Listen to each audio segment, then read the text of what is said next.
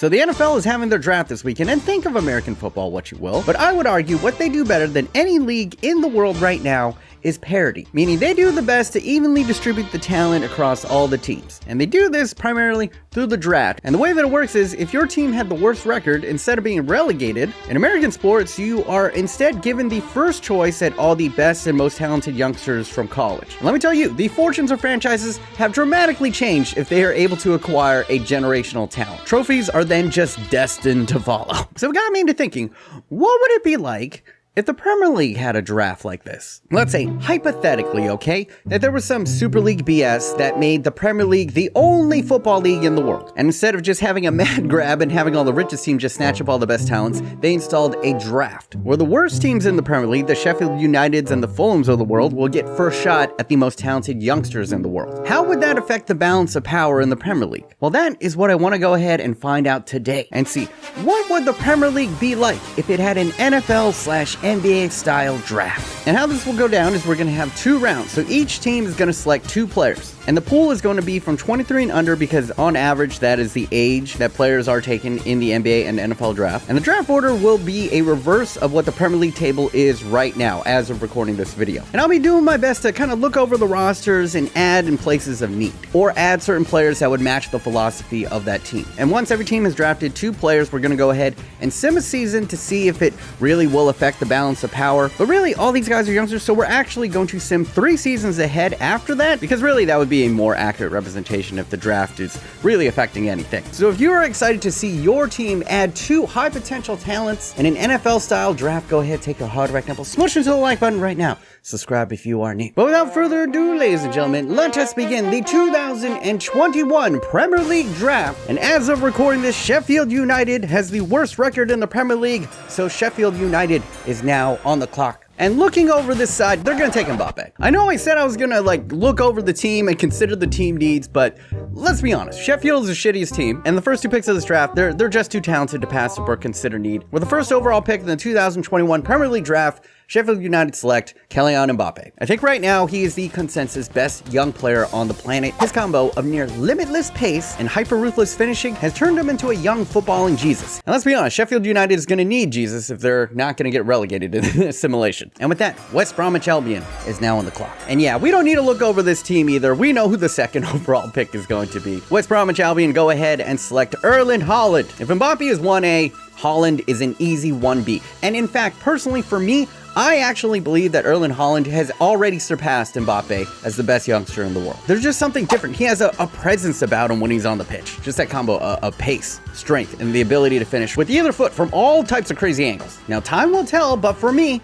West Bromwich Albion get the best player in the draft at the 2nd overall pick. And with that, Fulham is now on the clock. Now, Fulham here is going for most likely the 3rd best player in this draft. And while he's not quite on the same tier as like an Erling Haaland or a Kylian Mbappe, Jadon Sancho's pretty goddamn good. And Fulham could definitely use an upgrade at that right mid position. So Sancho slots in pretty well to a Fulham team that is desperate to score goals. And with that, Burnley is now on the clock. Now with the 4th overall pick in the 2021 Premier League draft, Burnley are going to go ahead and upgrade the 75 rated Brownhill in the midfield with arguably the best young midfielder in the world in Frankie de Jong. The ex-Ajax wonderkin has blossomed into a complete midfielder at the Camp Nou. He's sturdy enough to win the battles in a Premier League midfield, but he also has the technical ability and creativity to drive Burnley forward. And with that, Brighton Hove Albion is now on the clock. Brighton is starting a 70 rated keeper in net in the Premier League. A 70 rated keeper isn't even good enough for the championship. Maybe not even the 3rd division. So this one's easy. With the 5th pick overall,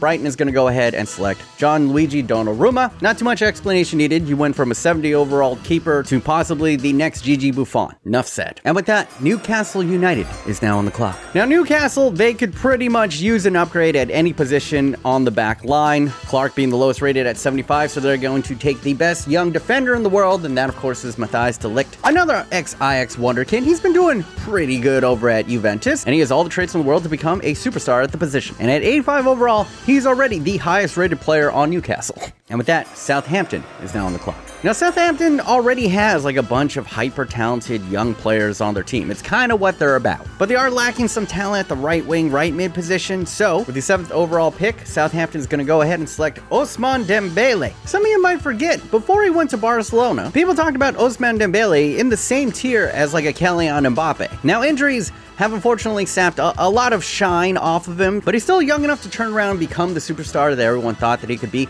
And if there's a team that is great at developing young, talented players, it's Southampton. And with that, Crystal Palace is now on the clock.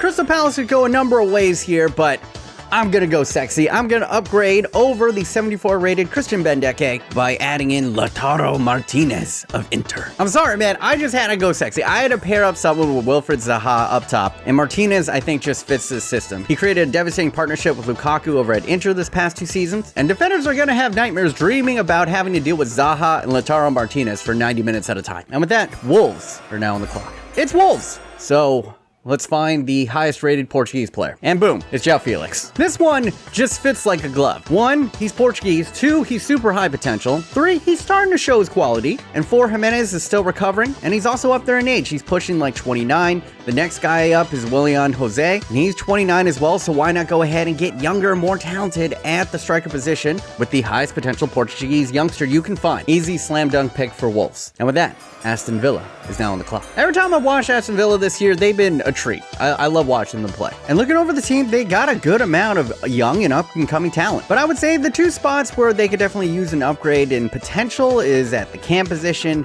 and at the right mid position. So with the 10th overall pick in the 2021 draft, the Villains are going to go ahead and select Mr. Nkunku of RB Leipzig. He was the best cam available on the board, and he's just been doing bits for RB Leipzig as a part-time starter. He's going to go ahead and inject pace and creativity, and you combine that with the wizardry of Jack Grealish out on that left side. The Villains are going to be causing some problems this year. And with that, Leeds United is now on the clock. Now looking over the side, I like Patrick Bamford up top. Rafinha is hyper talented, so let's go ahead and upgrade at that left mid position. And with the 11th overall pick, Leeds cannot pass up one of the hottest names to come out of La Liga in a long time. And that, of course, is Mr. Oyarzabal. And just like that, Leeds have added their Spanish version of Jack Grealish to this team. And with that, oh boy, Arsenal is now on the clock. It's Arsenal, so they need a center back. They always need a center back. So we're going to get rid of 34-year-old David Luiz and replace him with one of the hottest names in the transfer market, and that, of course, is Upamecano. I know, in real life, he's going to Bayern, but in this one, he's not going to move there yet. It's the draft. And Arsenal will get their hands on one of the most talented defending prospects the world has seen. Don't think there's going to be too many complaints from AFTV on this one. And with that, Everton is now on the clock. Now, if there's one thing about Everton, they love themselves a Barcelona player, likes of Digne, Andre Gomez, De La Feu, Yerry Mina, and there's actually a couple more. And Everton are going to follow that Barcelona pipeline by adding Pedri to the midfield. He's 77 overall, and he has been a revelation over the second half of this season. So much so that some Barcelona fans are saying that when it's all said and done, Pedri might be the better player than even Ansu Fati. And with that, Tottenham is now on the clock. Tottenham are kind of crazy on paper because if you look at it, they're probably like more talented than even Manchester United. So really, they could go almost any direction. And I'm thinking, with the success of an Dembele, why not go back to that well? Why not go back to Lyon and select the career mode god himself, Owada? We all know about him. He has all the potential in the world. And let's be honest, if there's anything that Tottenham need, it's a playmaker in the midfield. Owada can play center mid. He could also play cam, and that's what he's great at, picking the ball up, turning, and driving at the defense. And with that, Liverpool is now on the clock. Now again, Liverpool fans, it's been rough. Right now we have Kabak and 70 rated Phillips in your back line. I know everyone's screaming for a center back, but you also got to realize Virgil van Dijk is coming back next season.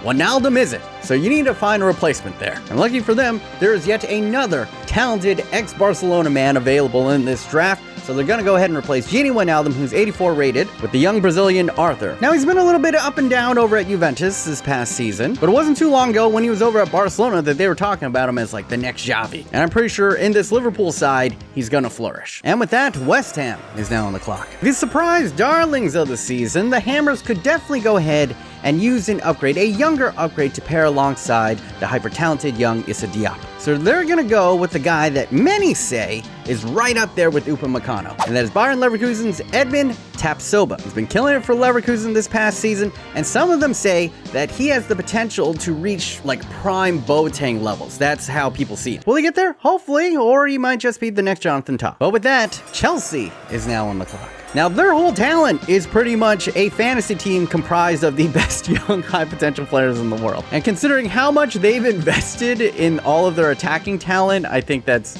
a little bit foolish to go ahead and maybe add another player like that to it. So let's go ahead and upgrade the midfield. Let's see if we can find an upgrade to the likes of, Kovacic or Jorginho. And they're going to find it in the best available center mid still out there, and that is the young Italian Barella. He's considered by many already one of the best midfielders in the Serie A this year. And there's been a lot of Serie A fans piping up saying that he should be right along the level of a Frankie de Jong. It's just no one watches the Serie A. But the big thing about him is he is a thick dude. He's got that solid player trait, but he's also got the technical abilities and flair, and you could see dark greens in the mental and physicals. And the biggest thing about him, 92 stamina, run for days. Combine him with goddamn Conte out there, hardest working midfield in the Premier League. And with that, Leicester is now on the clock. I mean, Leicester, they've been playing fantastic this season. Honestly, I really wouldn't change all that much, but if you had to add some talent on here, Johnny Evans is kind of getting up there in age, 33. He's a hyper clever player, but he's not going to be able to play forever. And I think they can upgrade, get younger at this position with another hyper clever defender, one Jules Koundé. This kid has been having a blinder of a season in La Liga. People already say he's better than Raphael Varane. He's not.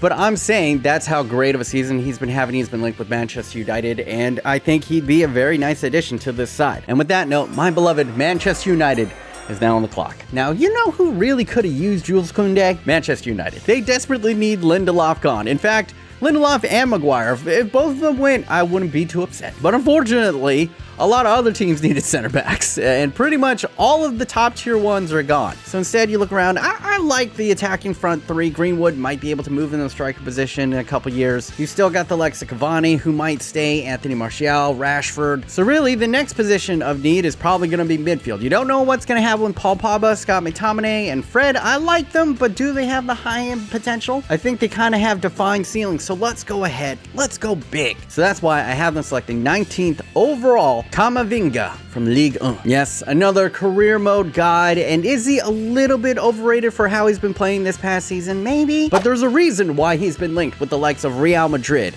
Bayern Munich. He is pretty much earmarked as the next great French midfielder. And if we're going to lose a great French midfielder in Paul Pogba, might as well have his replacement lined up. And with that, champions-elect Manchester City is on the goddamn clock. What do you get the team that has everything? Well, I mean, technically they don't have everything. They kind of need a striker, but they walked the league even without a striker this season. So do they really need a striker? When you're in a position like Manchester City, when you're this freaking loaded with talent, from top to the bottom to the substitutes to the reserves, you don't need a pick for need. You pick luxury. You pick who you think can become a world superstar that can actually break into your side. And if you're gonna play that lottery ticket game, then there are a few tickets better than Barcelona's Ansu Fati. This one just makes too much sense. He was raised in the La Masia Academy. Of course, Pep Guardiola, hyper familiar, a graduate of La Masia himself. He's gonna know exactly how to use this kid. I could easily see him nurturing him up, developing on the side, and when he's ready, he's just gonna unleash him on the league, just like he did with Phil Foden.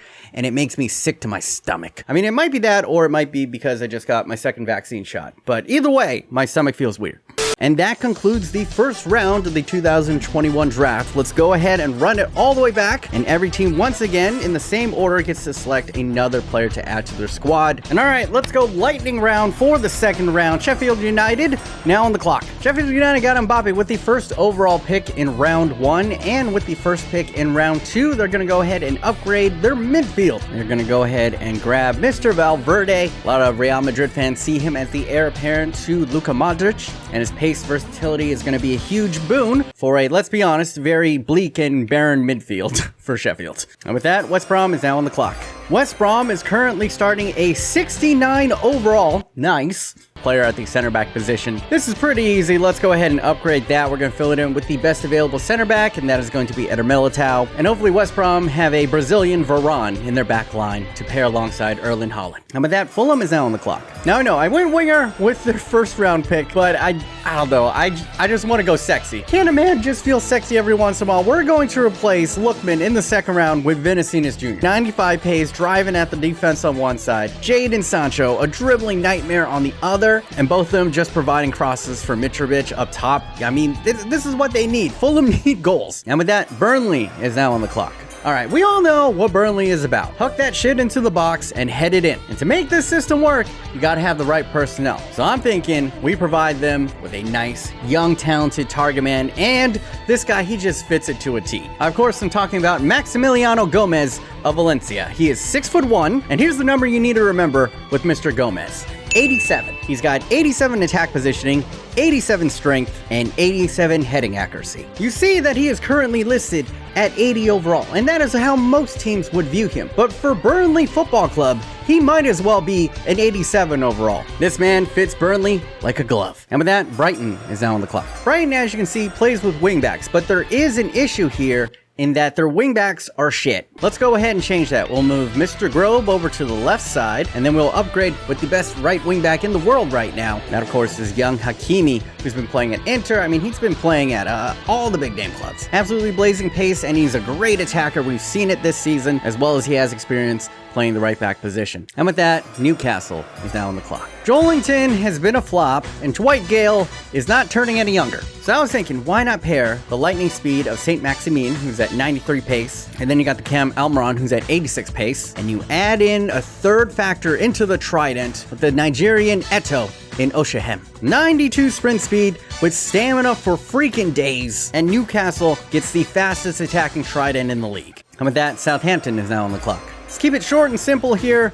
McCarthy, 75 rated. We're going to upgrade by going ahead and taking Unai Simon. He's already a 5-point upgrade, and in the battle of not being relegated, he might not have the highest potential, but I'm just going to take the higher overall player here. And with that, Crystal Palace is now on the clock. Now, Crystal Palace can use an upgrade at the CDM position as well as the center back position, so why not get you a man who can do both? Of course, I'm talking about Mönchengladbach's Zakaria. And standing at 6'3", he is going to be an absolute tyrant out there winning the ball back. Then you turn that into a counter with Wilfried Zaha and Lautaro Martinez. And with that, Wolves is now on the clock. All right, who's the best Portuguese youngster available? João Moutinho is getting a little bit up there in age. Let's go ahead and replace him with this man, Pedro Goncalves. Now, he is listed as the right mid, but he can also play center mid. And fun fact, he is right now the top scorer in the Portuguese league. And at 79, he's no slouch already. This isn't just, oh, just put the Portuguese player on here. He is exceedingly good. And with that, the villains are now back on the clock. Cam and right wing were the two main weaknesses in this roster. We upgraded with Nkunku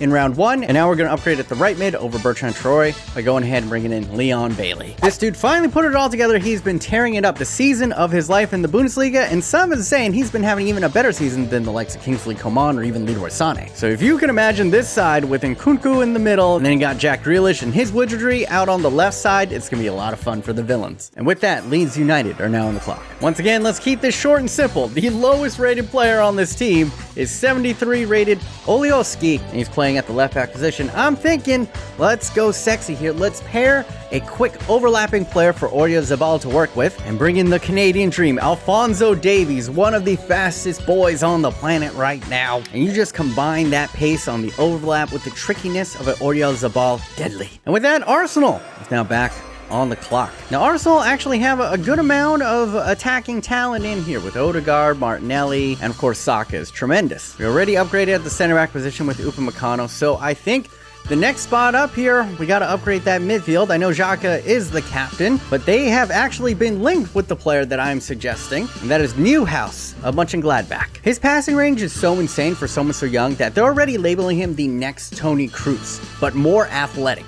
Think about that. And he would be the midfield maestro they have been missing since they lost Cesc Fabregas back in the day. And with that, Everton is now on the clock. I love Seamus Coleman, but he's getting up there in age. He's 32, and more often than not, he gets injured. So they're going to go ahead and add Mukiele of RB Leipzig. He's been playing so well that there have been rumors of him moving over to Bayern, and he offers so much versatility, being able to play the right wing back, right back, right mid position as well as center back. And with that, Spurs is now on the clock. Tottenham honestly don't have many holes, but if they do have one, our ear can be quite shaky. So let's go ahead and replace him with the bright young talent from America, Serginho Dest. And you combine Serginho Dest with the new purchase of Reguilon, you got a young fullback pairing in the mold of what Liverpool did with a Trent Alexander-Arnold and Andrew Robinson. I'm not going to say they're going to be as good, but they got the potential. And speak of the devil, Liverpool is now back on the clock. The loss of Virgil van Dijk really has collapsed their whole season. And that's why they're going to go ahead and pick up Mr. Konate of RB Leipzig. And this move is highly rumored. They've been linked to him for quite a while now. You combine him with a healthy Virgil van Dijk back there. If he develops the right way, I mean, Liverpool could be right back in title contention. And with that, West Ham is now on the clock. In the second round, they're going to be looking for an upgrade for the aging, but,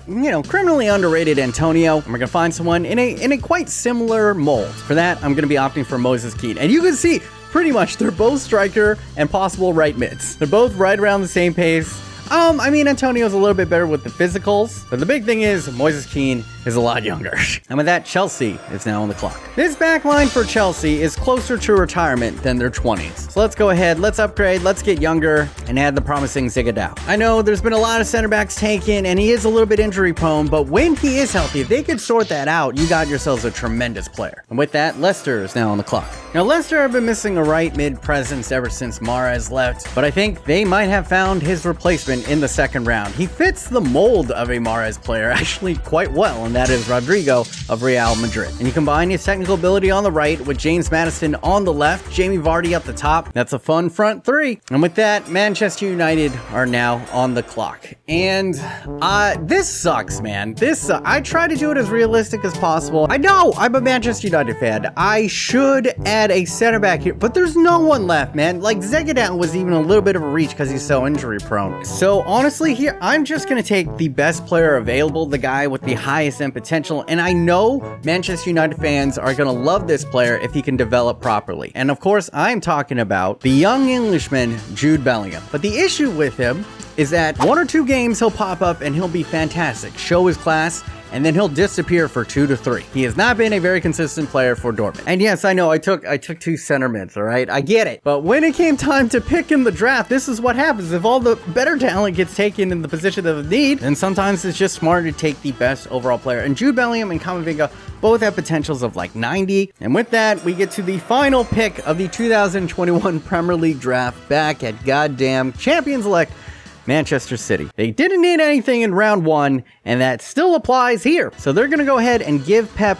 a player with limitless potential. Bayern's Jamal Musiala. Every time I've watched this kid play, he just does like 1 or 2 things that are absolutely absurd. And it, once again, sickens me to my stomach to think of the likes of Ansu Fati and Jamal Musiala being under the watchful tutelage of Pep Guardiola. Just barf. And with that, I'm going to go ahead and conclude the 2021 Premier League draft. Now let's go ahead, hop into career mode and sim a season and see if this actually affected anything. Go time wizard! All right, we're at the end of the season. Let's see how the players did. And okay, Aubameyang is going to win the Golden Boot. Oh, look at the boy. Christian Pulisic in third. Go America. But we go down the list. And what? Newcastle's draftee, the Nigerian Eto Osen, scored 16 goals, tying for Sadio Mane in 5th place. Oh, there we go, 14th place. Sheffield United's Mbappe scored 14 goals. Rodrigo also scored 14 goals. We go over to assists, and it is Sadio Mane who wins the Golden Ball. Ziyech in 2nd place. Aubameyang, wow, fantastic season for them. And the first draftee on here is Mbappe in 9th place. He had 7 assists for Sheffield United, so a very strong showing for him. And when it comes to clean sheets, Alisson runs away with it. 19 clean sheets for Liverpool. Ederson in 2nd place. David De Gea in 3rd. Although, I think there was only 2 keepers that were selected, and John Luigi Donnarumma had a respectable 7th place finishing for Brighton. And we go into the standings. Let's go from the top and see if the relegation fodder actually made it out. A reminder that Sheffield United, West Brom, and Fulham were the 3 teams that were going to be relegated. They had the top 3 picks. Although at the top, I mean, it's pretty chalk. Liverpool go ahead and win it. 98 points. Jesus Christ. Manchester City also dominating with 87, and then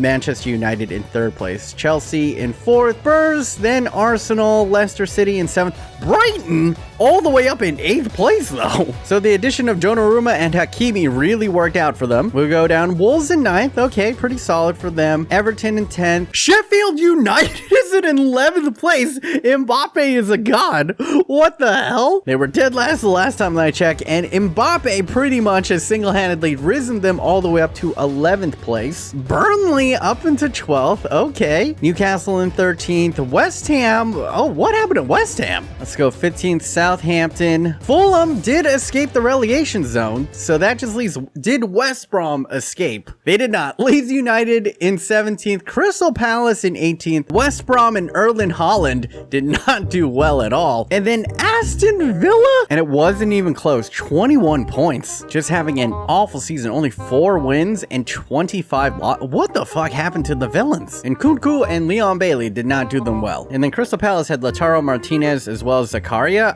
I thought those were solid pickups. West Brom had Haaland and Eder Militao. That's a great pairing, but yeah, those 3 are going to be relegated. So honestly, I was not expecting this much shift just out of the initial year. But now let's hop ahead 3 seasons, and after these players have developed a little bit, let's see how it goes from there.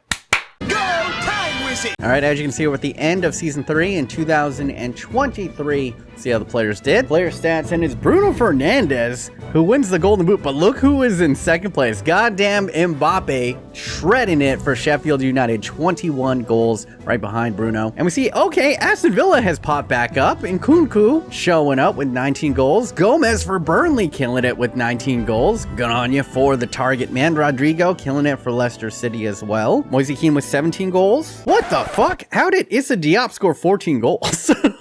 How did that happen? And we go down the list. Crystal Palace back in the Premier League with Lautaro Martinez scoring 12. We go over to assists. Mohamed Salah goes ahead and wins the golden ball. We go down the list. Oh, here we go. The 2nd round pick for Wolverhampton Wanderers. Gonçalves in 6th place with 7 assists. Oh, the Burnley target man coming in 11th place with 6 assists. Rodrigo contributing 6 assists as well. And then we go all the way down. We see a couple of other names. Newcastle's Osimhen and Moise Kean also on here. And we go over to clean sheets. Alisson once again for Liverpool wins it, although not as dominating as previous. David De Gea in 2nd place. Pickford in 3rd. And Donnarumma all the way down in 13th place with only 4 clean sheets. Not very good. Let's go ahead and see the Premier League table. And once again, it is Liverpool on top, even 3 years later. That is depressing. Although Manchester United in 2nd place and only 3 points away from the top. Everton skipping all the way up into 3rd place. That is a surprise. Remember, they brought in the likes of Pedri and Mukiele. Leicester back in the top 5. Aston Villa, the villains. What the fuck? How did this happen? The villains were relegated dead last, 20th place at the end of season 1. By season 3, they're all the way up to 6th place in the Premier League. All right, so apparently Nkunku and Leon Bailey aren't total shit. And Wolves, even though I made a meme of it, only selecting Portuguese players, I mean, they're all the way up in 7th. Spurs in 8th, Arsenal 9th, Chelsea 10th, West Ham, Leeds United, okay, doing okay. Newcastle United, Burnley in 14th. So they've stuck around this whole entire time. Brighton stuck around. Southampton. Sheffield United avoids relegation. But there you go. Mbappe, good enough to avoid relegation, even if you're on the worst team in the Premier League. Let's see the 3 teams that went down. Crystal Palace went down again. They came back up and they're going right back down.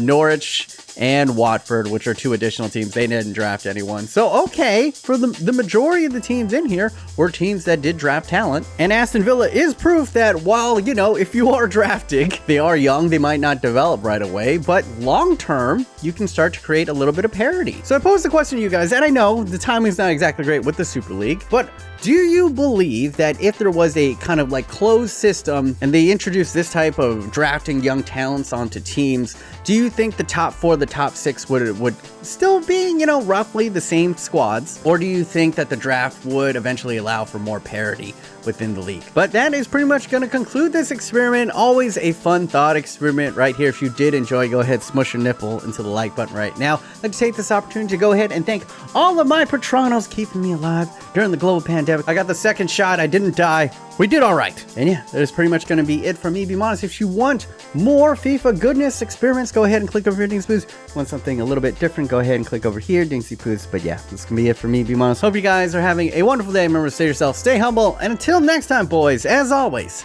stay thick.